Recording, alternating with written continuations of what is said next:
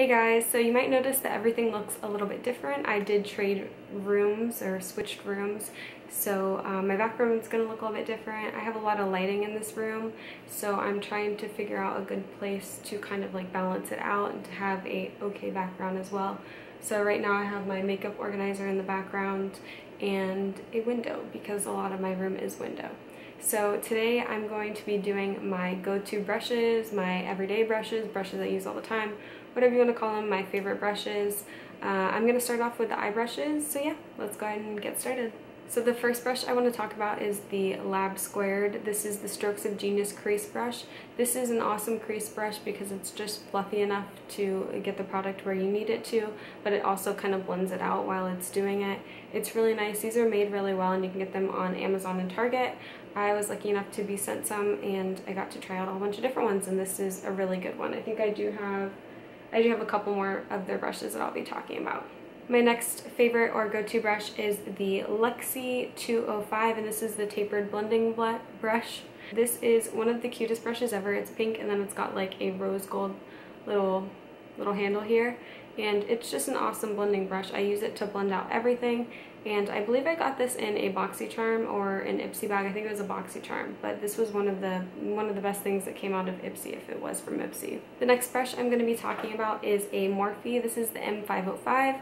I use this for blending as well, but mostly for blending out like the harsh lines that may be on the outside. This is just an overall good blending brush. And I believe this is from one of their Flawless collection, so I'm not sure if it's in stock now, but I do have one other brush from that collection that I'm going to be talking about as well. Now, my favorite eyeliner brush, I do have two eyeliner brushes that I really loved, but I just wanted to narrow it down to where I just had a couple brushes for each specific need, and this is the Sigma Winged Liner EO6. So this has a super tiny head. I'll insert a picture right here. But it does have a super tiny head. It's angled and there's only a few bristles, which I really like that because it gives me more of a precise angle, or just a regular liner if that's what I'm going for too. So this brush is one of my ultimate favorites. My last eye brush is this Lab Squared Strokes of Genius eyeshadow brush. This is just a really fluffy eyeshadow brush. It picks up a lot of product. It's really good for like packing the color on there as well, and it's just really good for putting any color on the lid. This is a really nice brush too.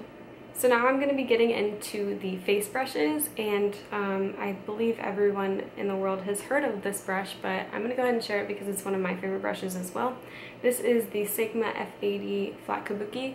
I use this for foundation. You can like stipple it on there, you can blend it on there, you can do a lot of things with this brush. I typically blend it in there if I'm feeling pretty like I want to spend a lot of time on it. I stipple it on there because for some reason I feel like that takes so much more time, but this is a really good brush, and a lot of people talk about it for a good reason. The next brush I want to talk about is a blush brush, and this is the Ecotools Tapered Blush. I got this brush at Ulta. I think it was like $5 or something. I'm really a fan of Ecotools and Real Techniques brushes. They're very inexpensive and they get the job done and really well. I use this for blush, and this is like one of my only blush brushes I use.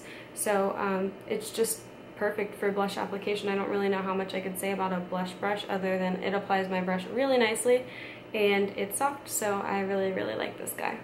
The next brush I have is a Real Techniques brush, and I do have one or two more over here to talk about, but this one is the Real Techniques Sculpting brush. So I use this for my contour.